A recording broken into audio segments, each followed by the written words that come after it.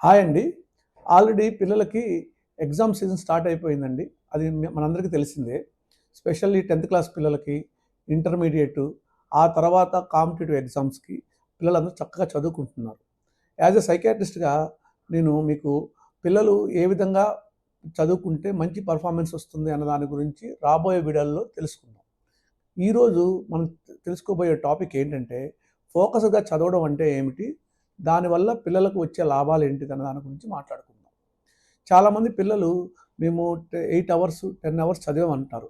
కానీ ఇక్కడ మనం ఇవ్వాల్సింది ఏంటంటే, ఎన్ని అవర్స్ చదివామన్న దానికంటే, ఎంతసేపు దృష్టి పెట్టి చదివామన్నది ఇంపార్టెంట్. దాన్నే మనం ఫోకస్డ్ రీడింగ్ అంటాం. ఈ ఫోకస్డ్ రీడింగ్‌కి ప్రతి పిల్లలకి బెస్ట్ ఫోకస్ టైమ్ అనేది ఒకటి ఉంటుంది. కొంతమంది ఎర్లీ మార్నింగ్ అవర్స్‌లో బాగా చదువుతారు. కొంతమంది నైట్ అవర్స్‌లో బాగా చదువుతారు. అలాంటప్పుడు వాళ్ళ చదువు సామర్థ్యాన్ని మేరకు వాళ్ళు బెస్ట్ ఫోకస్ టైం తీసుకోవాలి. ఆ టైంలో వాళ్ళు చదివే ప్రదేశాన్ని క్వైట్‌గా ఉంచుకోవాలి. ఉదాహరణ, ఫోన్స్ రాకుండా ఏరోప్లేన్ మోడ్‌లో పెట్టుకోవడము, చదువుకునే చోట అన్నెసెసరీ డిస్ట్రాక్షన్స్ లేకుండా చూసుకోవడము, వీలైతే వాళ్ళు చదువుకునే రూమ్‌లో తలుపు దగ్గరగా వేసుకోవడము, లేకపోతే రీడింగ్ రూమ్ లాంటి దాంట్లో చదవడం అనేది చాలా ఇంపార్టెంట్. వన్స్ ఈ డిస్ట్రాక్షన్స్ అన్నీ లే లేకుండా చూసుకున్న తర్వాత వాళ్ళు చక్కగా చదవడం స్టార్ట్ చేయాలి ఫోకస్డ్‌గా. ఈ ఫోకస్‌గా చదవడానికి నేను ఒక చిన్న టెక్నిక్ చెప్తానండి మీకు. అదేంటంటే ప్రతి ఒక్కళ్ళ బ్రెయిను ఒక 25 మినిట్స్ కొంచెం షార్ప్‌గా పనిచేస్తూ ఉంటుంది. ఒక 25 మినిట్స్ చదివిన తర్వాత ఒక 5 మినిట్స్ బ్రేక్ తీసుకోవాలి. తర్వాత ఇట్లా ఒక 3, 4 టైమ్స్ చదివిన తర్వాత ఒక 20 మినిట్స్ లాంగ్ బ్రేక్ తీసుకోవాలి. ఇలా చదవడం వల్ల వాళ్ళకేమవుతుందంటే మంచిగా ఫోకస్డ్‌గా ఉంటుంది. బ్రెయిన్ బాగా ఎక్కుతుందనమాట.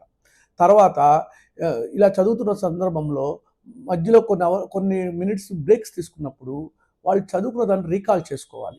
ఇది గుర్తు తెచ్చుకోవడం. ఇది చాలా ఇంపార్టెంట్ ప్రక్రియ. ఈ గుర్తు తెచ్చుకోవడం వల్ల పిల్లలకేమవుతుందంటే చదివినది చాలా బాగా చాలా బాగా వెనక్కొస్తుంది. దానివల్ల వాళ్ళ కాన్ఫిడెన్స్ బాగా పెరుగుతుంది.